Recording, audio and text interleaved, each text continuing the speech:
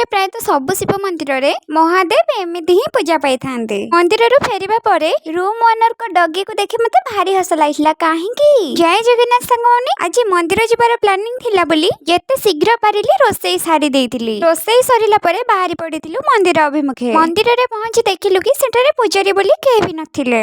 स्वामी गोटो जानिबा को पाइले कि एठारे जिए भक्त से ही पूजारी। एइठी सब किछि अगला प्रकारर अलगा बा। हम सेपटे कटा भोगरे भोग चढ़ा जाए, एपटे गोटा भोगरे काम चली जाए। एमिति सेमिति बिना पूजारी रे पूजा अर्चना करी हमें फेरिथिलु घरकू। घरकू फेरिबा समय रे सेरा सह साक्षात हेतिला। सेरा हेउची दुष्ट डगी। सेरा गोटे जेंट्स डग, किंतु से टिकिली लगेबा को भारी भल पाए। ओनर कोटू एई कथा सुनी मते भारी हस लागितिला। घरे पहुंची बनै रखितिबा खाइबा को खाइतिली। खाइबा समय रे गोटे बहुत भल जिनिस देखिबा को मिलितिला। बाबा ताका झियो सह कैमरा रे आसीबा को चाहुतिले, जेउटा देखि भारी खुशी लागिला। रहिली, बाय बाय।